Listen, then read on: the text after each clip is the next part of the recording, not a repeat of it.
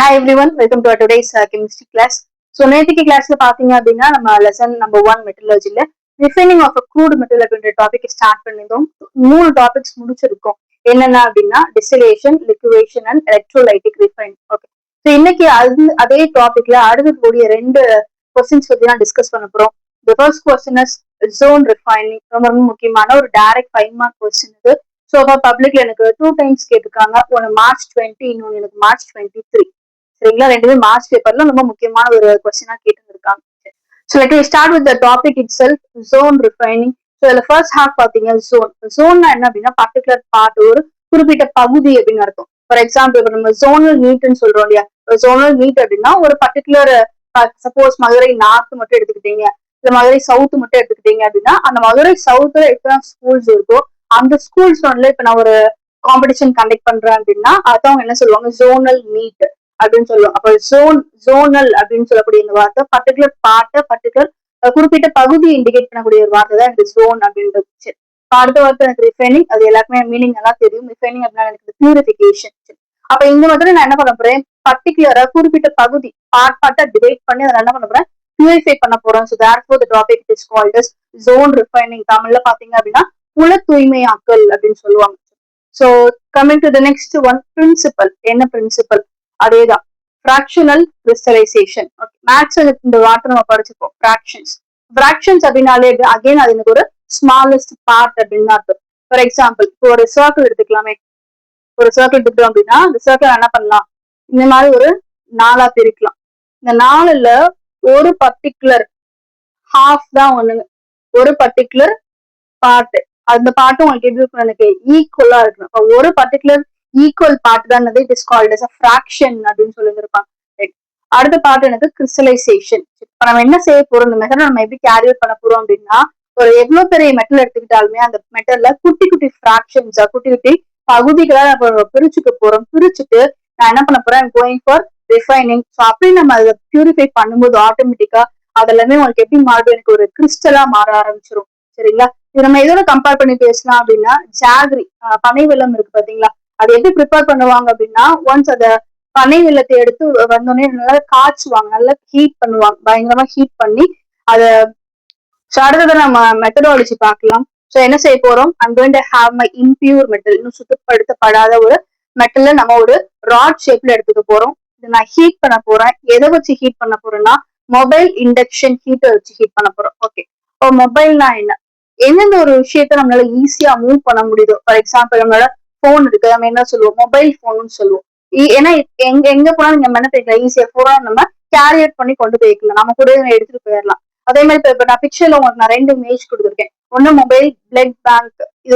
இது வந்துட்டு it's not a permanent, ஒரு இடத்துல எனக்கு அப்படி நிக்காது, கண்டினியூஸா எனக்கு மூவ் ஆகி போய்கிட்டே தான் இருக்கும். அதே மாதிரி அடுத்து எனக்கு மொபைல் லைப்ரரி பாத்தீங்க அப்படின்னா சேம், இது நம்ம ஸ்கூல் லைப்ரரி மாதிரியோ காலேஜ் லைப்ரரி மாதிரியோ ஒரு எனக்கு பெர்மனண்டா நிக்காது. இட் இஸ் அ ட்ரக், ஒரு ஃபுட் ட்ரக் மாதிரி. அப்ப அது என்ன பண்ணுவோம், கண்டினியூஸா மூவ் ஆகி போய்கிட்டே இருக்கக்கூடிய விஷயம் தான் இந்த mobile library, mobile blood bank.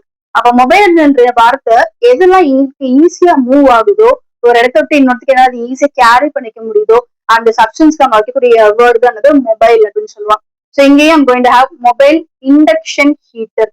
இது நம்ம எங்க பாத்திருக்கோம் அப்படின்னா கெமிஸ்ட்ரி லேப்ல பன்சன் பர்னர் நம்ம பார்த்துருக்கோம். பன்சன் பர்னர் என்ன பண்ணலாம், ஈஸியா ஒரு இடத்துக்கு இன்னொருத்துக்கு ஈஸியா மூவ் பண்ணிக்க முடியும்.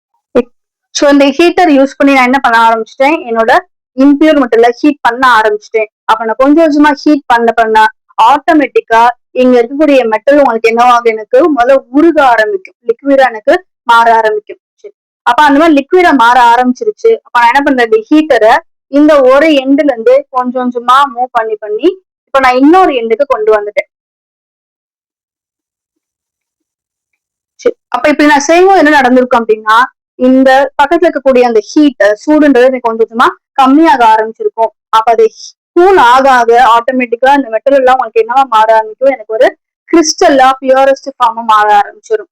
ஓகே, பியூர் மெட்டல் உங்களுக்கு என்னவா மாற ஆரம்பிச்சிருக்கும், எனக்கு ஒரு கிறிஸ்டல்லா ரொம்ப கெட்டியா கிறிஸ்டலா பியூரஸ்ட் ஃபார்ம் ஆஃப் மெட்டல் எனக்கு மாற ஆரம்பிச்சிருக்கும்.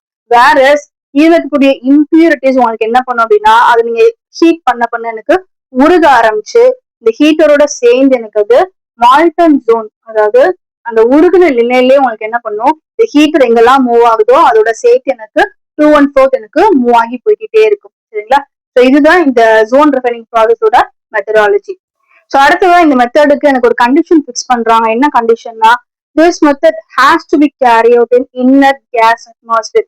இந்த மெத்தடை நான் எந்த ஒரு கண்டிஷன்ல தான் செய்யணுமா, இன்னர் கேஸ் அட்மாஸ்பியர். இன்னர் கேசஸ்னா நம்ம குரூப் நம்பர் 18 நோபல் கேசஸோட இன்னொரு பேர் தான் இன்னர் கேசஸ். ரைட். அப்ப இன்னர்ட் அப்படின்னா இன்ஆக்டிவ், அதாவது எந்த ஒரு வேலையுமே செய்யாம சும்மா இருந்தோம் அப்படின்னா அந்த டேர்முக்கு பேர் எனக்கு இன்னர்ட், இன்ஆக்டிவ் அப்படின்னு சொல்லுவோம். சரி, ஏன் பர்டிகுலர் இந்த குரூப் நம்பர் 18 நம்ம இன்னர்ட்னு கூப்பிடுறோம்? இப்போ அந்த எலமெண்ட்ஸ் பாத்தீங்கன்னா ஆல்ரெடி ரொம்ப ஸ்டேபிளா இருக்கும். அப்ப அது என்ன பண்ணாது, எலக்ட்ரான்ஸ் வாங்கவும் செய்யாது, அடுத்தவங்களுக்கு எலக்ட்ரான்ஸ் கொடுக்கவும் செய்யுது. அப்ப எந்த ஒரு டொனேஷன் ஒரு அக்செப்டன்ஸ் எதுவுமே இல்லாம சும்மாவே இருக்கிறதுனாலதான் அந்த கேசஸ் நம்ம என்ன பேர் வச்சிருக்கோம், இன்னர் கேசஸ் அப்படின்னு பேர் வச்சிருக்கோம். அதே யாரோடுமே எனக்கு ரியாக்டே பண்ணாது. சரி, அப்ப அந்த மாதிரியான ஒரு இன்னர் அட்மாஸ்பியர்ல என்ன பண்ணி ஆகணுமா, இந்த மெத்தடை கேரி அவுட் பண்ணி ஆகணும். என்ன ரீசன் கொடுக்குறாங்க, to avoid the oxidation of metals. ஒரு சாலிட் ஒரு ராடு நீங்க என்ன பண்றீங்க, ஹீட் பண்ணி ஒரு லிக்விட் ஸ்டேட்டுக்கு ஒரு மால்டன் ஸ்டேட்டுக்கு மாத்துறீங்க. சால்ட்டை கம்பேர் பண்ணும்போது அது எனக்கு ஒரு லிக்விடா மாறுது, ரியாக்டிவிட்டி ரொம்ப அதிகமா இருக்கும். அப்ப அந்த லிக்விட் மேல ஆக்சிஜன் பட்டுச்சு. இப்ப நம்ம ஓப்பன் ஏர்ல பண்ணும்போது ஆக்சிஜன் உள்ள வரலாம். அப்ப ஆக்சிடேஷன் நடந்து மெட்டல் ஆக்சைடு எனக்கு அகைன் ஃபார்ம் ஆயிடும். மொத்தமே முதல்ல இருந்து ஆரம்பிக்கிற மாதிரி இருக்கும். அப்ப அந்த மாதிரி ஒரு சிச்சுவேஷன் அவாய்ட் பண்றதுக்காக தான் என்ன பண்றாங்க, இந்த மெத்தடாலஜிய இன்னர் கேஸ் அட்மாஸ்பியர்ல எனக்கு பண்ணணும் அப்படின்றது ஒரு கண்டிஷன் பிக்ஸ் பண்ணிருக்காங்க. இது ரொம்ப முக்கியமான ஒரு லைன் எனக்கு. ஓகே, கடைசி பாயிண்ட் அப்ளிகேஷன். இந்த மெத்தட் நம்ம எதுக்கு மட்டும் தான் அப்ளை பண்ண முடியும்னா, செமி கண்டக்டர்ஸ் படிக்கும் போதே இந்த ஒரு வேர்டையும் சேர்த்து படிங்க. ஏன்னா இது மட்டுமே நமக்கு ஒரு 1 மார்க்கை நம்ம எக்ஸ்பெக்ட் பண்ணலாம். சரிங்களா? ஸோ செமி கண்டக்டர்ஸை நான் சுத்தப்படுத்தணும், பியூரிஃபை பண்ணணும் அப்படின்னா நான் எந்த மெத்தட் தான் சூஸ் பண்ணி ஆகணும், ஜோன் ரிஃபைனிங் தான் சூஸ் பண்ணி ஆகணும். 3 எக்ஸாம்பிள் கொடுத்துருக்காங்க. கேலியம் ஃப்ரம் குரூப் நம்பர் 13, அடுத்து silicon and germanium, they are from group number 14. சரிங்களா? ஸோ செமி கண்டக்டர்ஸ் ஒரு டைரக்ட் 5 மார்க் கொஸ்டின்.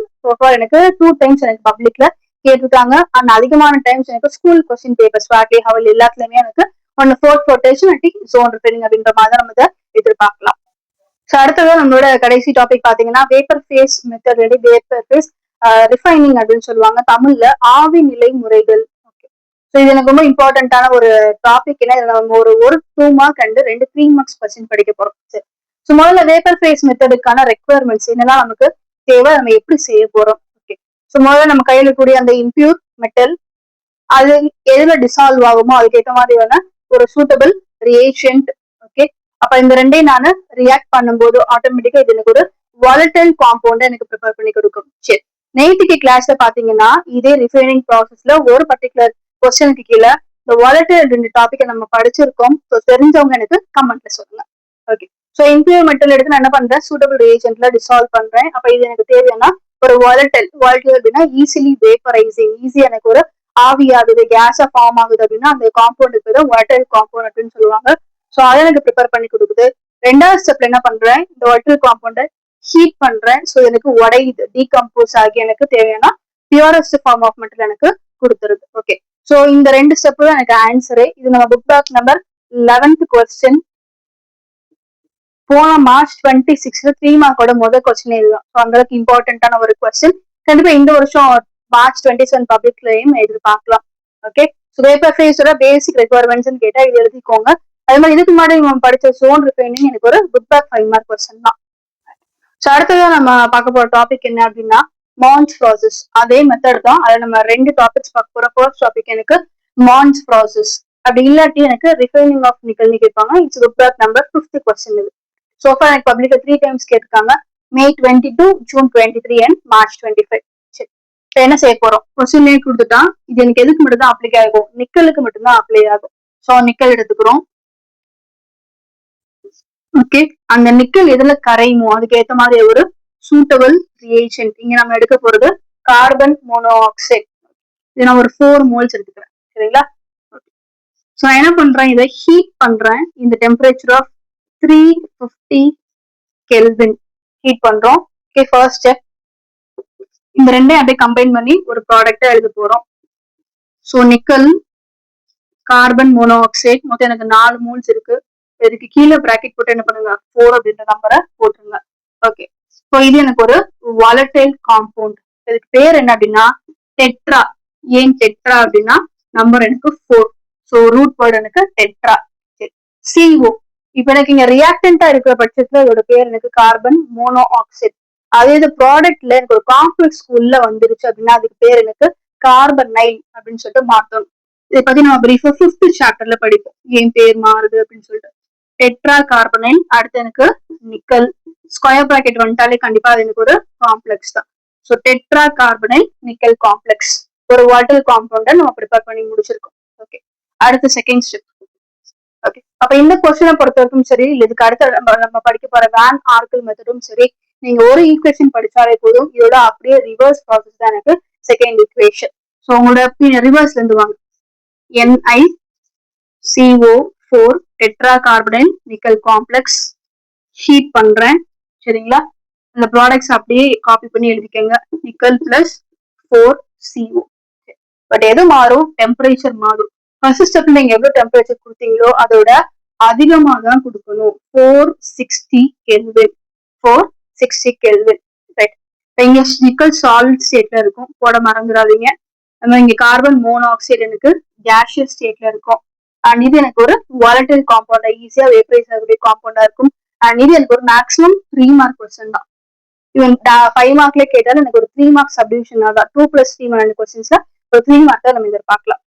ஸோ கடைசியா பார்க்க போற topic is called as Van Arkel method. So இந்த மெத்தட் பாத்தீங்க அப்படின்னா எனக்கு 2 எலிமெண்ட்ஸ் பியூரிஃபை பண்றதுக்கு யூஸ்ஃபுல்லா இருக்கும். ஒன்னு டைட்டானியம், இன்னொன்னு எனக்கு சிர்கோனியம். ஓகே, ஸோ நான் டைட்டானியம் வந்து ஸ்டார்ட் பண்றேன். டைட்டானியம் மெட்டல் நான் என்ன பண்றேன், இதுக்கு சூட்டபிளான ஒரு reagent iodine molecule, 2 iodine molecules நான் எடுத்துக்க போறேன். ஹீட் பண்றேன் வித் டெம்பரேச்சர் ஆஃப் 550 கெல்வின். இதுக்கு முன்னாடி பார்த்த மான்ஸ் ப்ராசஸ் மாதிரியே தான். ரெண்டையும் சேர்த்து நான் என்ன பண்ண போறேன், ஒரு ப்ராடக்டா ஃபார்ம் பண்ண போறோம். அப்ப டைட்டானியம் இனி 2 into 2 எனக்கு 4. ஸோ மொத்தம் எனக்கு 4 அயோடின் ஆட்டம்ஸ். மறந்துடாதீங்க, கண்டிப்பா எதை போட்டணும், இந்த காம்ப்ளெக்ஸ் கண்டிப்பா நம்ம போட்டே ஆகணும். ஓகே, இதுக்கு என்ன பேர்? டெட்ரா. ஏன் அப்படின்னா நம்பர் எனக்கு 4 இருக்கு. அயோடோ, அடுத்து டைட்டானியம். ஸ்கொயர் பிராக்கெட் வந்து கண்டிப்பா நம்ம என்ன எழுதணும், காம்ப்ளெக்ஸ் கண்டிப்பா எழுதணும். So tetra iodo titanium complex. Okay, இப்போ அடுத்து நம்ம என்ன செய்ய போறோம், செகண்ட் ஸ்டெப் என்ன எழுத போறோம் அப்படின்றது நீங்களே கெஸ் பண்ணிருப்பீங்கன்னு நினைக்கிறேன். இதோட ஃபர்ஸ்ட் ஸ்டெப்போட ரிவர்ஸ் தான் எனக்கு செகண்ட் ஸ்டெப். ஸோ அப்படியே பின்னாடி இருந்து வாங்க. TiI4 காம்ப்ளெக்ஸ் ஹீட் பண்ண போறோம். கண்டிப்பா ஃபர்ஸ்ட் ஸ்டெப்பை விட இங்க அதிகமா நான் கொடுக்கணும். ஸோ எங்க நான் கொடுக்க போறது 1800 கெல்வின். ஸோ என்ன ப்ராடக்ட் கிடைக்க போகுது, அதே டைட்டானியம் சாலிட்லயும் நமக்கு தேவையில்லாத 2I2 அயோடின் எனக்கு கேஸா எனக்கு வெளியில போயிடும். ஓகே, ஸோ ரொம்ப சிம்பிள். பட் கொஞ்சம் எல்லாத்துலயும் நம்ம கொஞ்சம் கவனமா இருக்கணும். ஸ்டார்டிங் நம்ம என்ன மெட்டல் எடுக்கிறோம், சூட்டபிளா என்ன ரியாக்ஷன் போட போறீங்க, அது எத்தனை மோல்ஸ் போட போறோம், அது என்ன ஸ்டேட், சால்டா கேஸா, நீங்க கண்டிப்பா இந்த காம்ப்ளெக்ஸ் போட்டுக்கணும். எது ரொம்ப முக்கியம்னா டெம்பரேச்சர் ரொம்ப முக்கியம். வான்ஸ் பாத்தீங்க அப்படின்னா டெம்பரேச்சர் 350 416 இருக்கும். மாதிரி இங்க வேனார்கில் பாத்தீங்கன்னா டெம்பரேச்சர் 550, டபுள் தி அமௌண்ட் 1800 கெல்வினா எனக்கு இருக்கும். ஓகே, ஸோ இதெல்லாம் தான் எனக்கு ரிஃபைனிங் ப்ராசஸோட ஸ்டெப்ஸ். நேற்றுக்கு கிளாஸ்ல 3 பார்த்திருந்தோம், distillation, liquation and electrolytic refining. And இன்னைக்கு கிளாஸ்ல நம்ம 2 பார்த்திருக்கோம். ஒன்னு ஜோன் ரிஃபைனிங், ரொம்ப முக்கியமான ஒரு 5 மார்க் கொஸ்டின். அண்ட் அடுத்ததா வேப்பர் ஃபேஸ் மெத்தட். இதுக்குள்ள எனக்கு ஒரு 2 மார்க் இருக்கு அண்ட் 2 3 மார்க் கொஸ்டின்ஸ் பார்த்திருக்கோம். ஒன்னு மான்ஸ், இன்னொன்னு எனக்கு வேன் ஆர்கல் மெத்தட். ஸோ இன்னைக்கு கிளாஸ் நம்ம பார்த்த எல்லா டாபிக்ஸ் அண்ட் அப்ளிகேஷன்ஸ் எல்லாமே உங்களுக்கு புரிஞ்சிருக்கும்னு நினைக்கிறேன். மேக்ஸிமம் அப்ளிகேஷன்ஸ் நம்ம ஒரு 1 மார்க் கொஸ்டின் எக்ஸ்பெக்ட் பண்ணலாம். ஓகே, ஸோ ஆல்மோஸ்ட் ஒரு 95% நம்ம சாப்டர் 1 முடிச்சுட்டோம். ஸோ பார்க்காத உங்க ஃப்ரெண்ட்ஸுக்கும் நம்மளோட வீடியோஸ் எல்லாத்தையுமே ஷேர் பண்ணி விடுங்க. நம்ம சேனலை சப்ஸ்கிரைப் பண்ண சொல்லுங்க. இன்னும் ஒரே ஒரு டாபிக் தான் இருக்கு. So by tomorrow we are going to complete this first chapter metallurgy fully. Okay, so நாளைக்கு கிளாஸ்ல பார்க்கலாம். Take care. தேங்க்யூ.